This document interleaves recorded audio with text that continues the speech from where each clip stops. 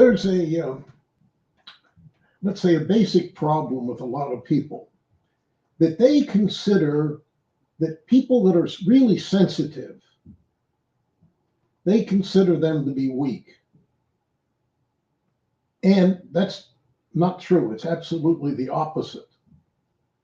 Because if we're to love our neighbors as ourselves, which is part of loving God, if we don't love God completely, we don't love the whole of his creation, and therefore we don't love our neighbors.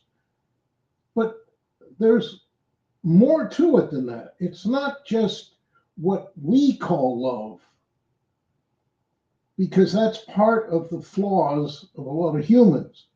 It's feeling as the other person feels. That's empathy. So it's the love, the compassion, the empathy.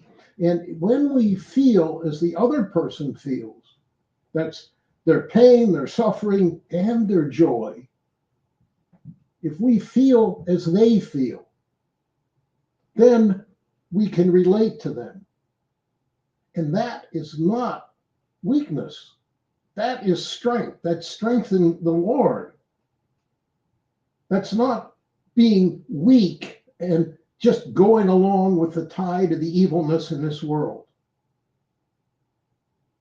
We have to stand up against the way the world is and start to think in the heavenly will of God and loving unconditionally, which has to include compassion and empathy for the whole of God's creation. That's for every animal, for every other human being, no matter what color, no matter what language they speak, no matter where they come from, and no matter what habits they have in their own land. We have to love them as they are. That doesn't mean we have to love some of the things they do. Like if somebody is sacrificing an animal, we don't have to love that. And we can detest it. But that's not the person.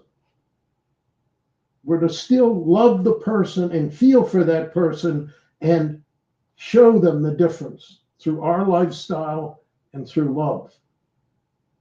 That's the way we bring people into the heavenly will of God. And the problem is that most people, unfortunately, in this world, don't understand that or don't want to understand it. And we have to.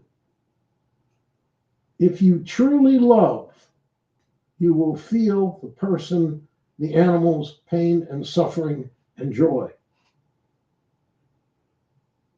We get joy watching a kitten play with a ball. Do we get joy watching a person enjoying themselves? We should. Jealousy is the opposite. We should enjoy what the other person has because they're enjoying it.